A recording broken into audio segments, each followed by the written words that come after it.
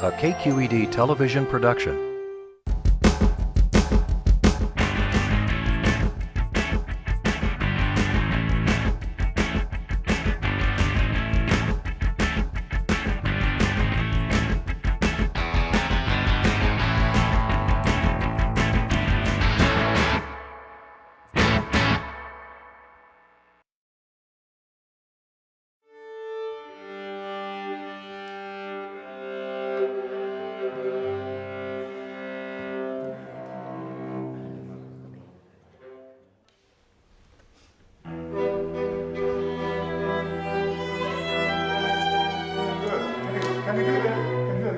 Can you really, don't be such a good musician. Don't listen to them. Play. I mean, go. Make that direction really compelling. Also, make sure we hear the second note. Although you have to think like a singer, and I don't hear the syllable there, so I'm not sure what you're saying. Don't think of the quarter note rest as a stopping point. It's just a chance for you to catch the breath for the next phrase. This music is an emergency. You know, you're going to the hospital. You're going to the emergency room. You've got to get there. Don't wait for just go.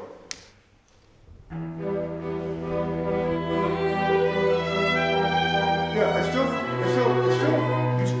I still feel like you're measuring it. Coming into contact with people is one of the best excuses I can think of for teaching when we're traveling. It's a form of community engagement or community outreach. It's also a way of making sure that you left something behind.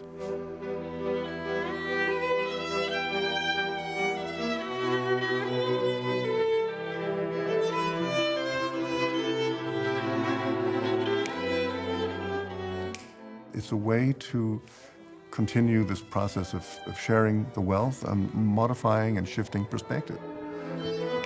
More, go, keep going, all the way, here, yeah.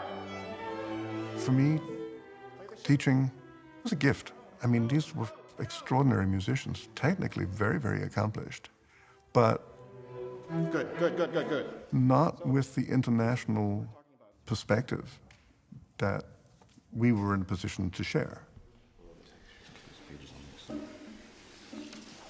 How can you get a different color in your sound when you finally come to the second theme? Because to me, this is the relief of our anxiety, you know? So really, in the beginning, I wanted to play that music, and so I was kind of willing to do almost anything to allow the quartet to have a chance to survive.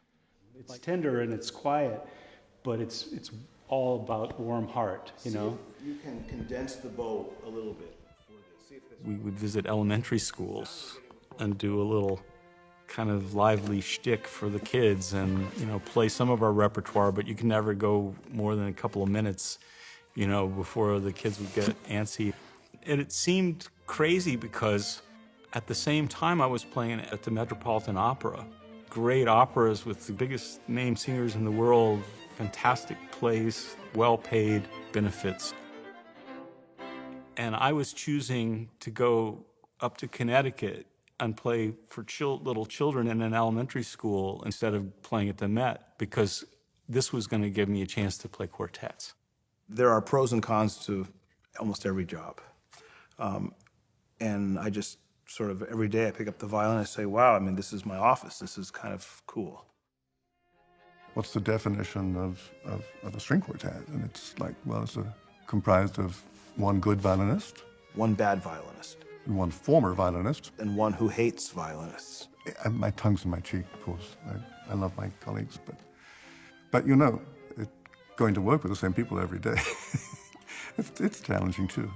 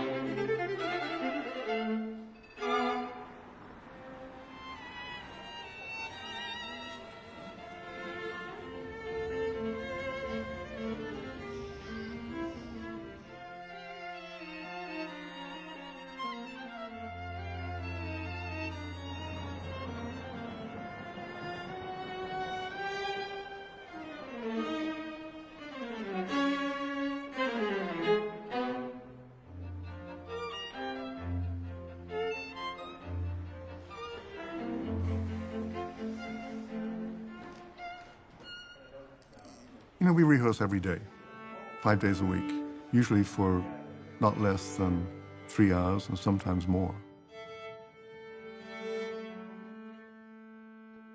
In terms of the effort that's there, you get a certain amount with not a great deal of effort after playing together for so long, and then those small gradations of improvements in the rehearsals take a lot of effort and a lot of patience. Most of those rehearsals are organized primarily by Zach. I was a fan of the quartet before I was in the quartet. And I had a relationship with the quartet as a student. And I'm wrapping up my 13th season with the quartet now. Don't play more real. Yeah, the sounds when you start playing shakily. I think it needs to sound not so shakily. 68 or something. Let's look at that section. Let's start then. We'll play it in the hall and remember that he does write it in cut time.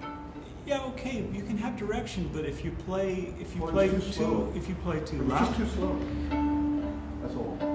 well, I mean, I'll play whatever tempo you started. Just I know, don't. well, I'm just telling you, I want to play it. Let's start in the end. You're not listening to what I'm saying, which is. It's a pretty amazing thing, actually, that you work so much together with the same people that you feel that you have a collective identity and a collective voice, not just the sum total of the four voices, but really something that becomes one thing. And when we're at our best, I think we achieve that. It's the most beautiful thing for me as a musician to have that relationship that provides the opportunity to make music on the highest level. I could be very fulfilled professionally just doing that. That's great.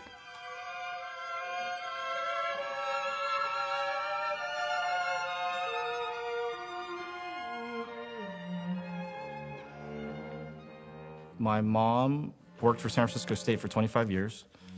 And when I was about 3.5 or 4 years old, she brought me to the Creative Arts Building and took me over to the band room. And they were having a group violin class. And I saw a bunch of kids playing the violin, and I thought it was a big play date. And she asked me if I wanted to play violin, and I didn't really know what that meant at that time. And she's like, do you want to do what these kids are doing? And I said, sure.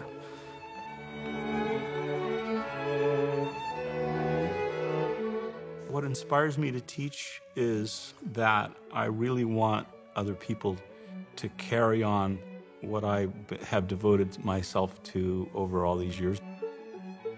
I'm channeling the people that taught me and passing along some kind of holy information. This is an art form that I believe is very fragile. Why play so many dead composers? You know, there's so many modern contemporary composers whose work is really going unnoticed and unplayed. And it was actually Paul who responded. He said, well, what if we forget how to play Moto?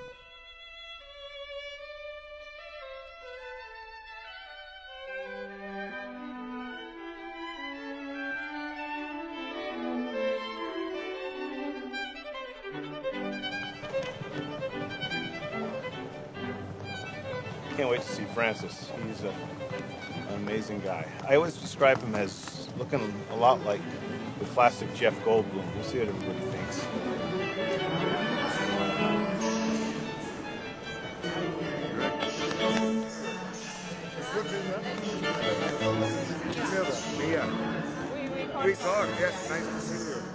We had years ago, our old first violinist, many years ago, had borrowed a very rare violin.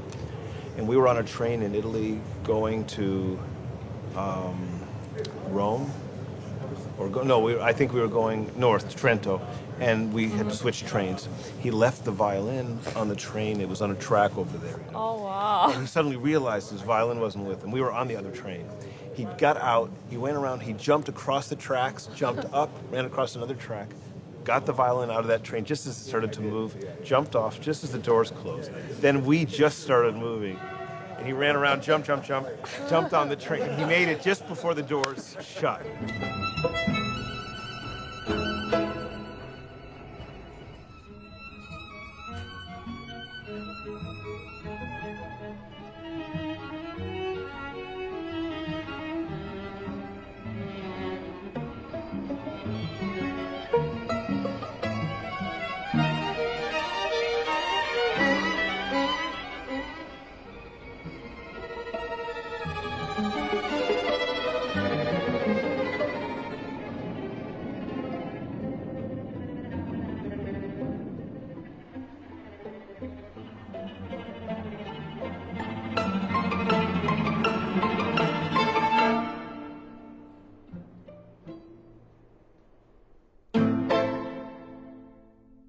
So you can hide it.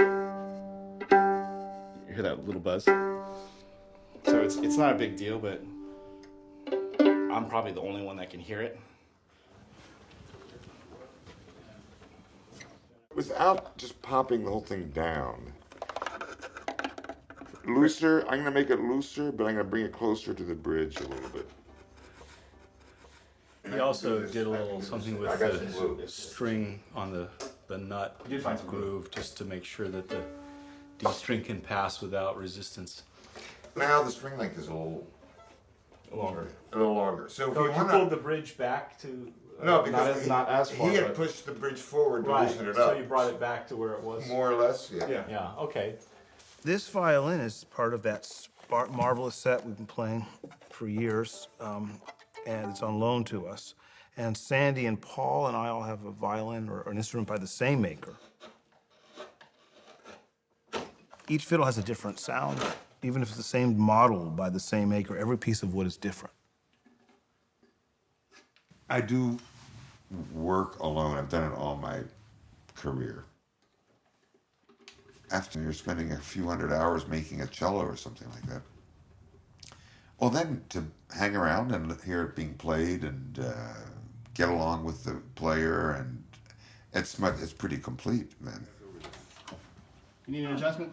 No, it's a prostate adjustment, but I don't think you're qualified to do that. Oh, he does have a special tool. It looks like a medieval tool, yeah, maybe from the Spanish Inquisition or I something mean, like it's that. what they use, something like that. You know, we're just one big happy Why are you family. walking like Who this? needs separate buildings when we can all live right next door to each other? This is great. Well, time to rehearse, right? Yes. Good.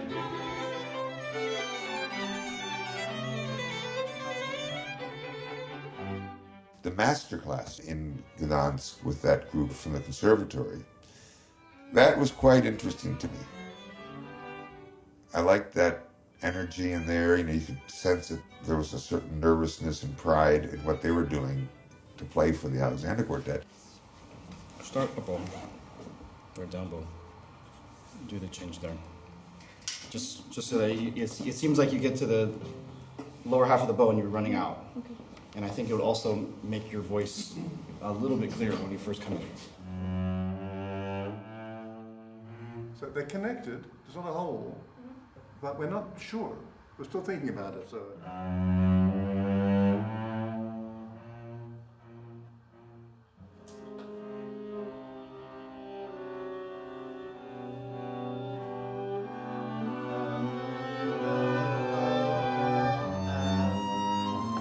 So, I don't know if anyone else agrees with me. They probably don't.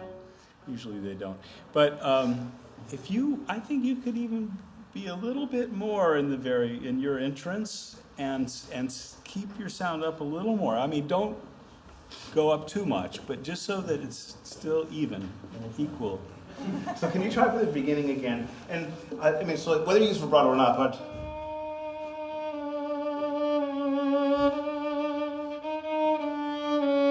Make sure those little things come out.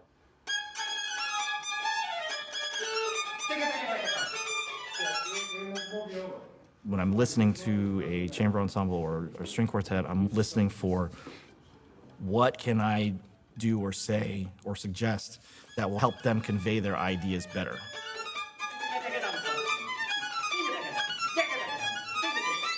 Teaching keeps me honest. I find myself having to explain something, and then once I have explained something, I kind of reflect on myself, and I think, do I actually do that when I play?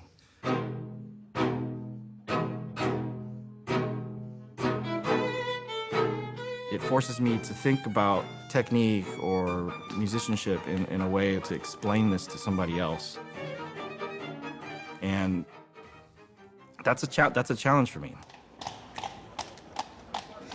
There are sacrifices, and sometimes you kind of wish you wouldn't have had to make those sacrifices, but I don't know whether if I were faced with the same decisions again, if I wouldn't just do the same thing. Since we were always the entrepreneurs as well as the artists, we were always the employers as well as the employees, we didn't give ourselves that many breaks. I mean, we were pretty demanding on ourselves and each other. There are times when all four of us have been in a hotel restaurant and there's only 4 people in the restaurant, it's the 4 of us, and each one of us is at a different table. Not because we hate each other, but just because everybody just needs a few minutes to read a book and be by themselves.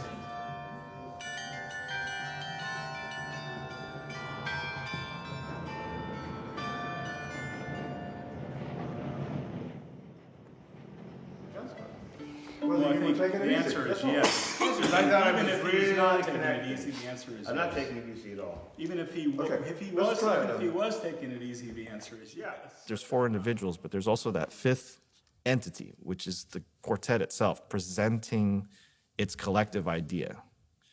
And that's always being refined. 5 before, 28. And there are times Our work lies in trying to refine that in such a way that when we do present it for an audience, they can perceive that. You've got 2 people playing it one way, and then you're playing it completely different. It's not completely different. It is completely different. I asked you why you're playing it off the string, and then you say, "Oh, I want to do it this way." I just want to. Fine, I you don't want to be different. I don't want to whistle. You should ask them I'm not saying to play it like that. I'm just saying to match.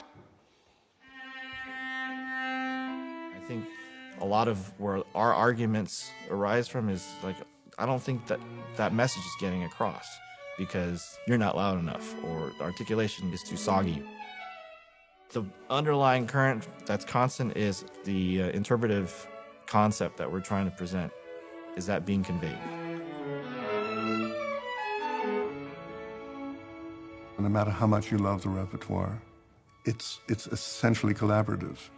You'll never be stronger than your weakest link. Just can't do it by yourself. It's a team of 4 people. And if you get it right, you get to channel this awesome music.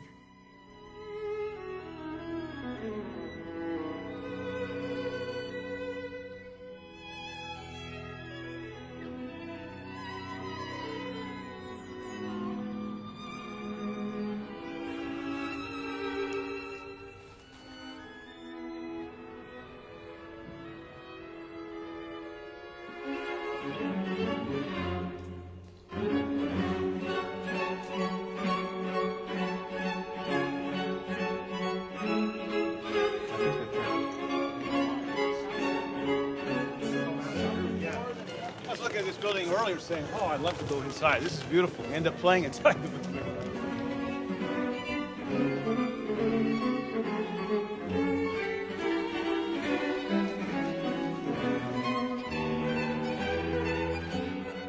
To me, it's just a marvelous thing to be able to make and mold sound and bring it into this world. And this gorgeous violin, it looks beautiful and it can pluck the strings, but until I start to play it, until I start to make something come out of it, it's just a pretty piece of art.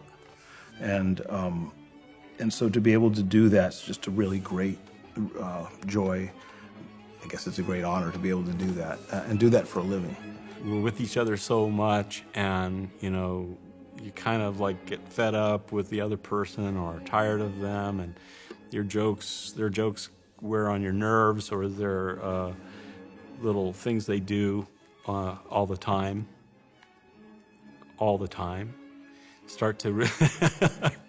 We've often talked about You know, the members of the quartet were like brothers. It's like a family. Our families are connected. We all know, you know, the kids all play together, babysit each other, and when we're out of town, the wives get together sometimes and help each other out if there's a crisis or even just to get together. You know, if I'm in a jam, I know whom I'm gonna call. You know, there's that sense of, you know, we're there for each other. I wanted always everything for our string quartet. I wanted a great recording career. I wanted a great touring career. I wanted a great academic appointment, you know, where we could really come into contact with great students and be sure that we could pass it along. And I think we've done that. I think we're doing that. It's kind of sacred in the quartet tradition.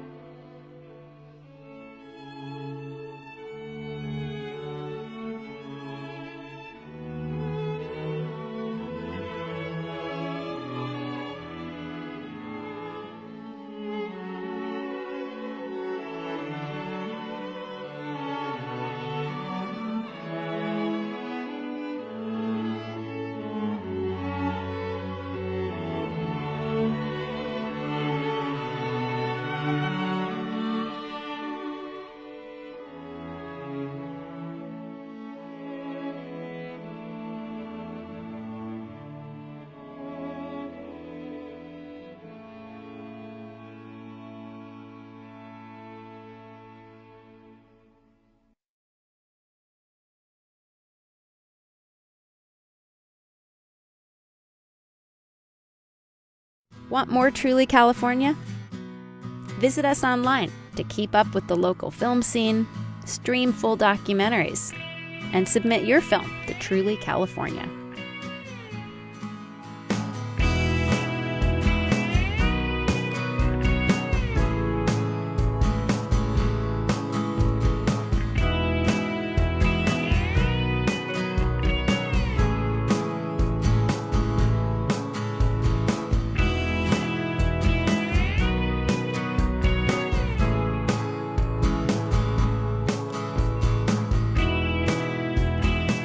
Support for Truly California is provided by the members of KQED.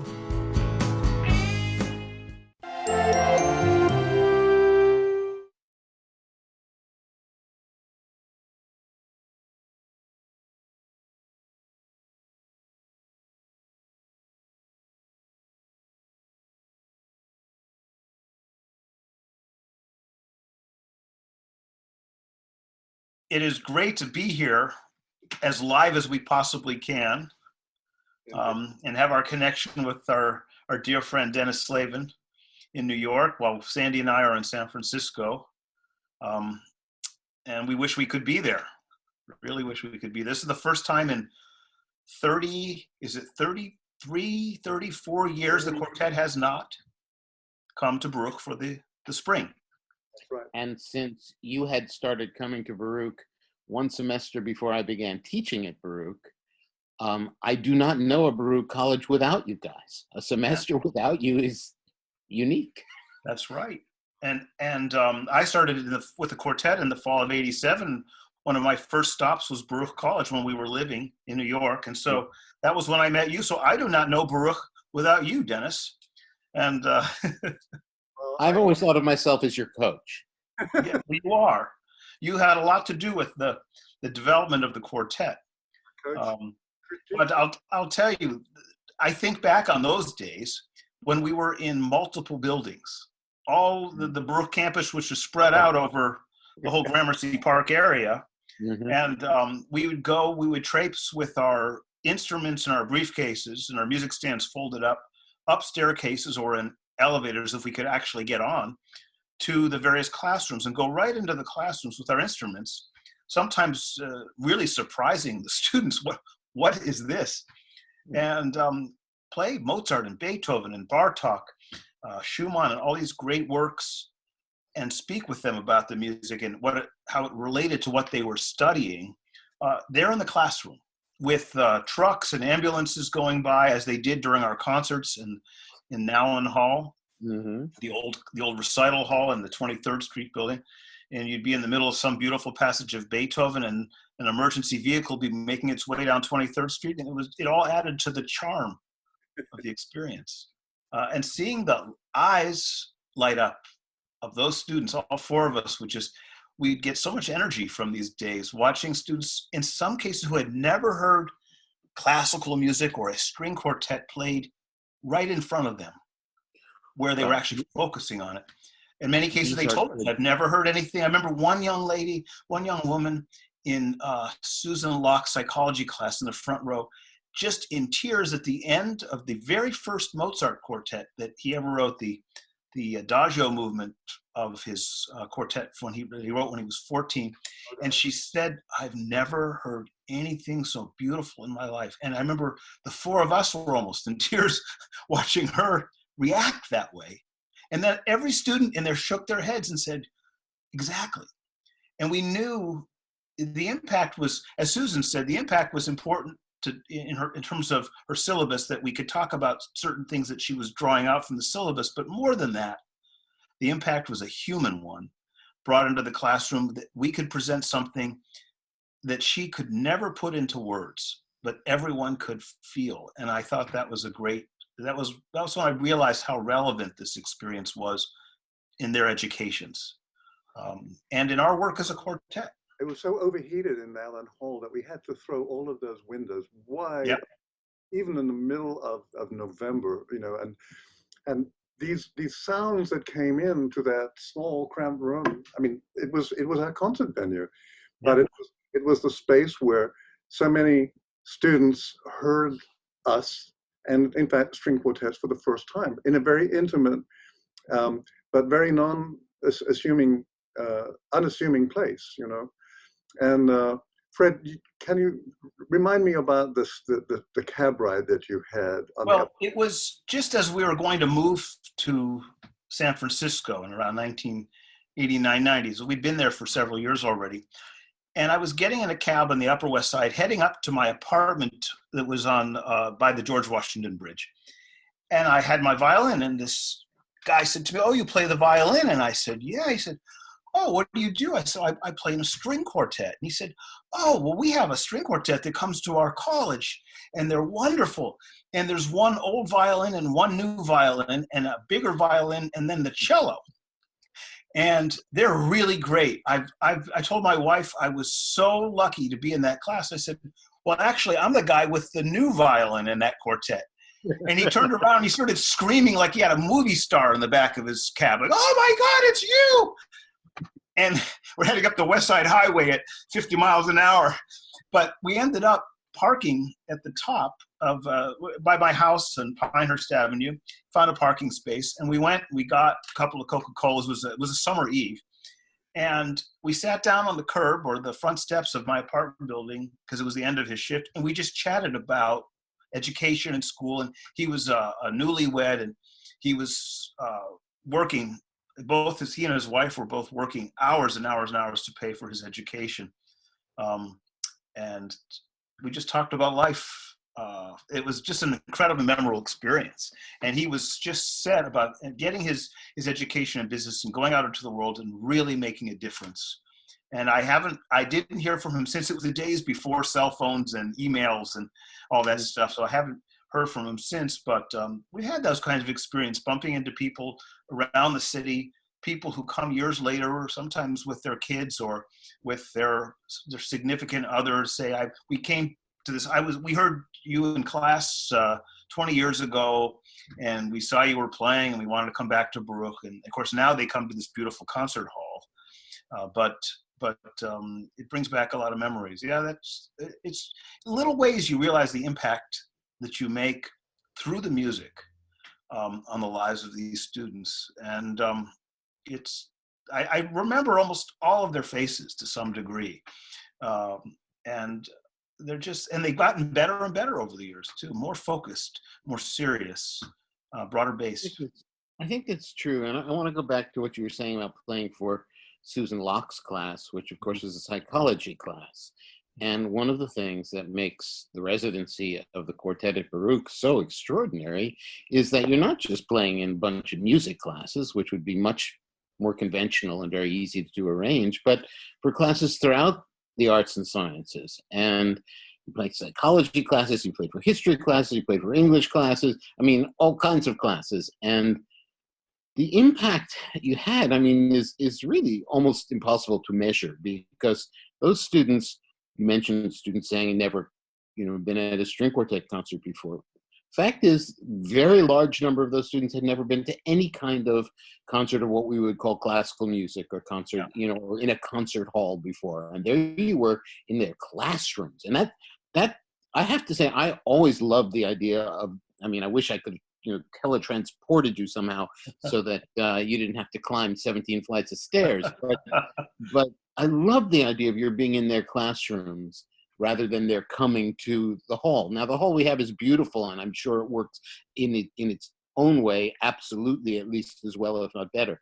But I love that you were going into that math class and playing for the kids right there where they were just a couple of feet away from you.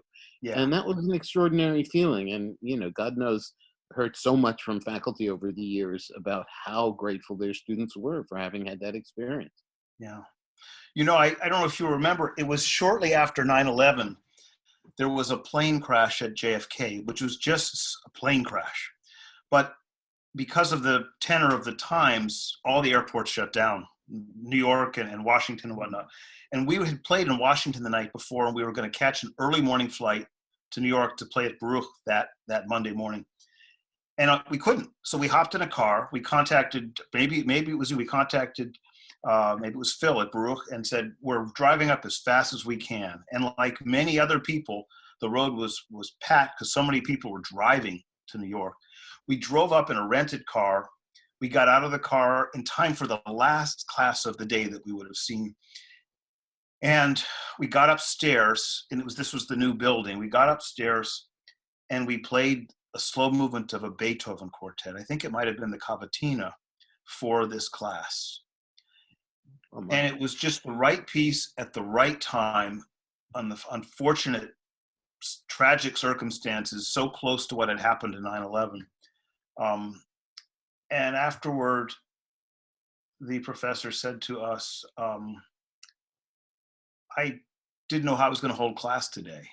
A lot of these kids come from that area of the city, from Queens and Brooklyn and Long Island, and everyone's worried, but they're here, and playing this piece for them in this setting was the best thing that could have ever been done for my class. And I remember they all said it was an amazing way to process what they were going through. But these are the kinds of experiences that we have. That was an amazing thing that we actually got there. It was very sad. It was a sad day.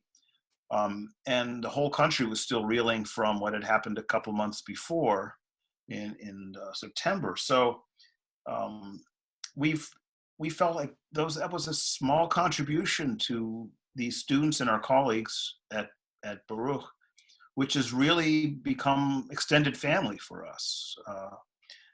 Certainly the relationships that we've developed with our faculty colleagues over the years, the trust and the friendships are just fantastic. And they are our bridge to their students. And they know their students, and they know every year sort of the complexity and the quality, the qualities of the class. And they advise us on this as we go in and see each class. This is a quiet class. This is a very active class. And they set up things for us, both in their preparation for our sessions and then afterward in discussing and sort of debriefing the sessions, that makes us feel like we're making an impact. And so, although we've moved our home base from New York to San Francisco, we've never in many ways left New York, because we left our hearts at Baruch College, it's in a way, to paraphrase a song from our city here.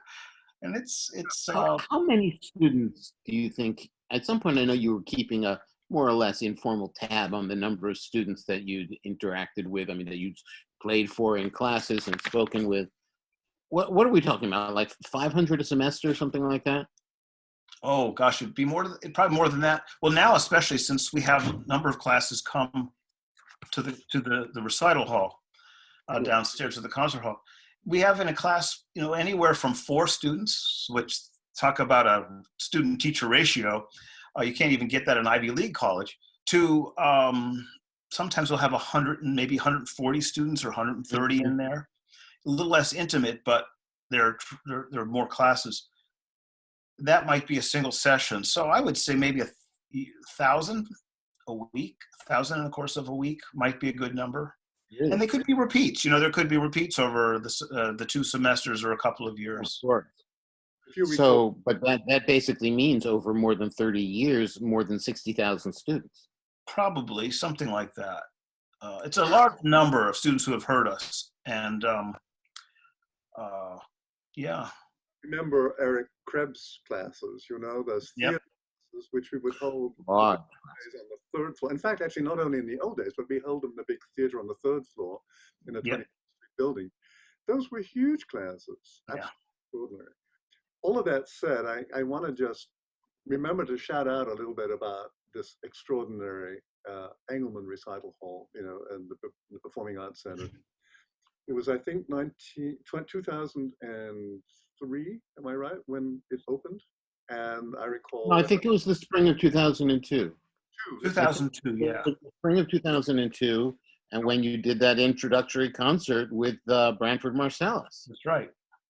It really was, and we have to remember that, this is still the hall which Anthony Tomasini has described as perhaps the best hall in all of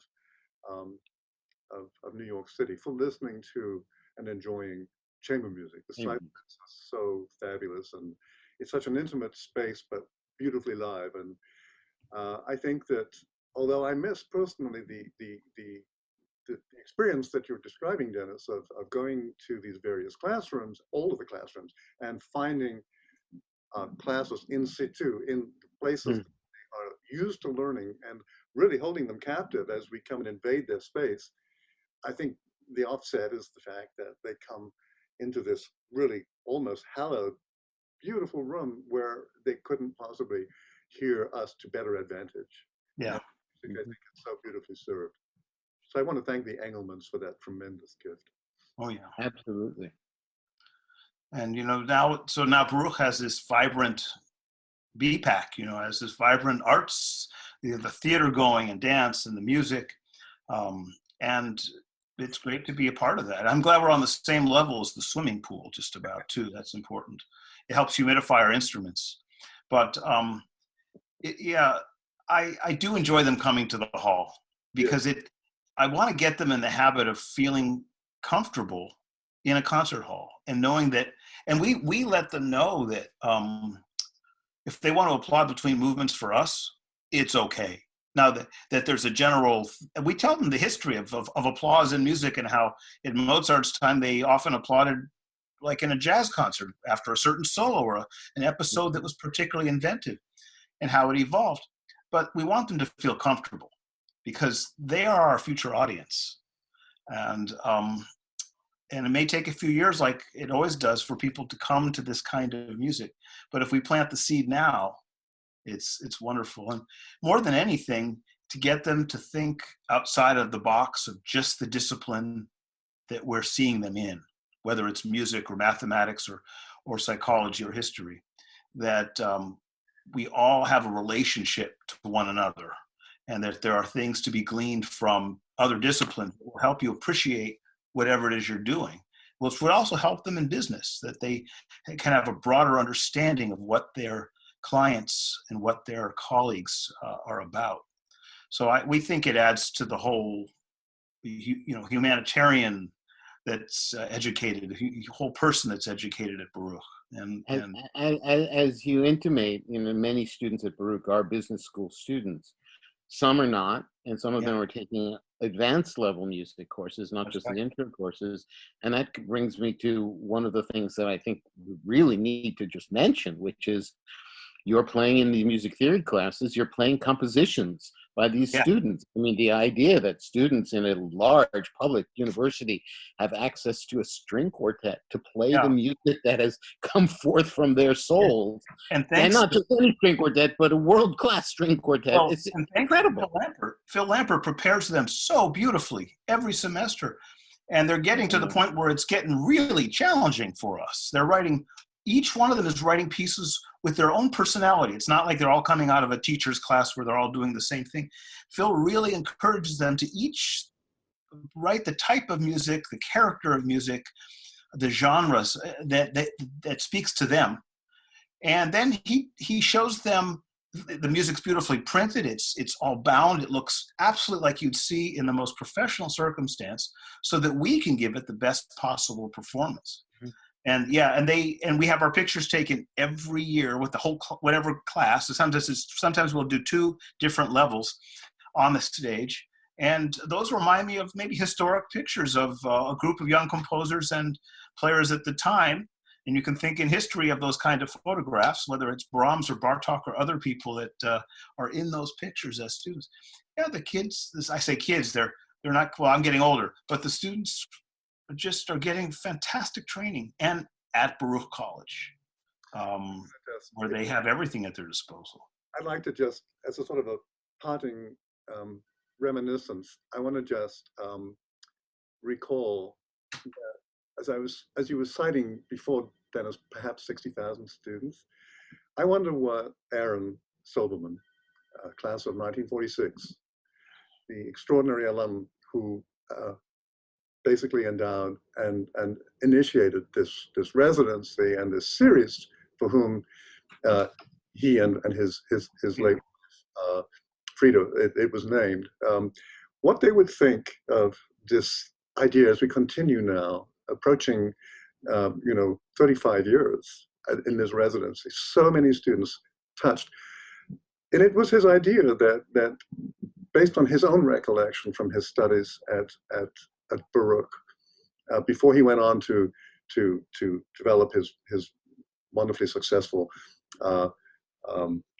company in Pittsburgh, that he wanted to give something back, and he recalled that he just didn't have time. He was studying so hard back in the old GI Bill days, working at his job.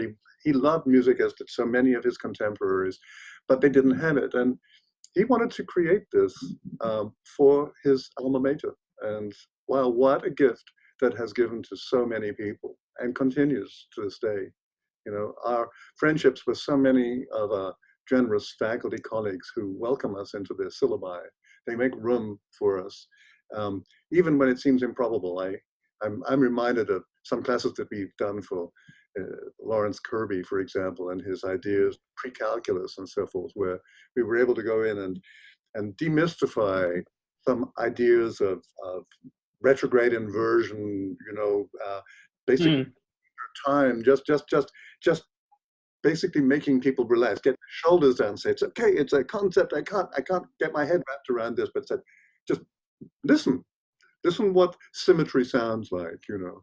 It's, we've had some extraordinary experiences and so much to be thankful for.